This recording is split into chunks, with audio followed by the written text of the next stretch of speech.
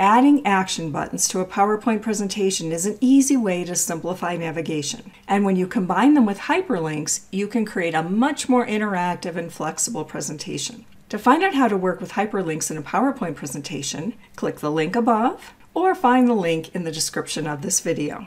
Notice the links in this pretend example for an employee orientation presentation. So these links are designed to make it easy to move to specific slides during a slideshow. Here I'll press Shift F5 to run the slideshow from the current slide. And let's say that I select Who's Who. It takes me right to that slide. To get back to the agenda of topics, we'll use this action button in the corner. And I'll escape to get back to the normal view.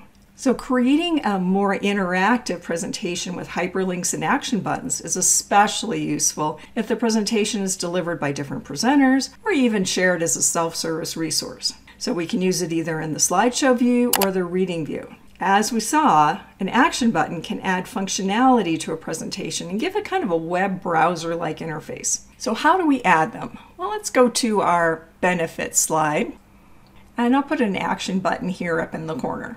So to start, we'll go to Insert and Shapes. You'll find action buttons way at the bottom here. Now there's a variety of different choices. We can create a button to go back or previous, to go forward or next, to go to the beginning or the first slide, to the end slide. So there's some built-in action buttons. But for this one, we'll choose the blank.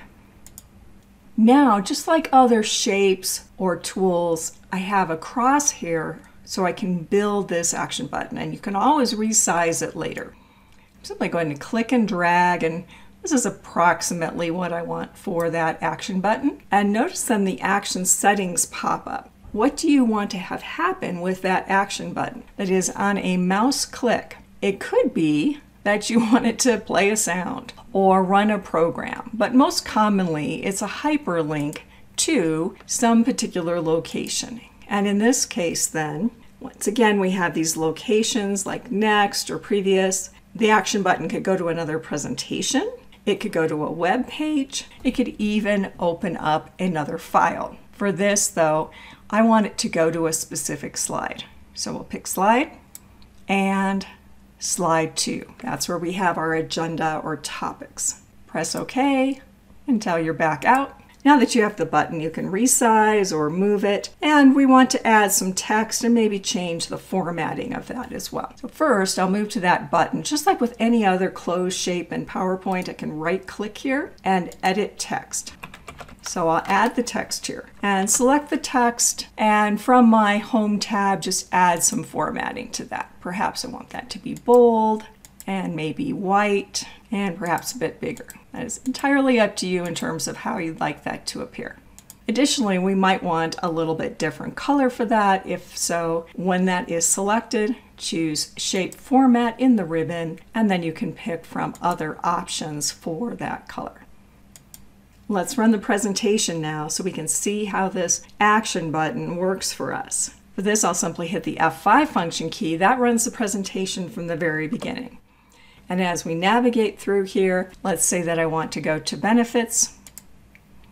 Here's my benefits slide, and then I can return back to the topics. Now this could be a lengthier, more descriptive button as well. Simply select it. It takes me back to that agenda slide. Now in this example, we really only have to create that action button once, and then we can copy it to other slides. So if I'm really happy with this one, I could select it, click on the outside edge, Control-C to copy, and we can move to other slides to drop in place. And here, Control-V for paste. It drops into the same location, and I could repeat this for the rest of the presentation. How will you use action buttons to add more interaction and flexibility to your PowerPoint presentations? To learn more ways to be productive with Microsoft PowerPoint or to join my free tips newsletter, visit thesoftwarepro.com/PowerPoint. If this training was helpful, please subscribe to this channel for other time-saving software tips. Thanks for watching.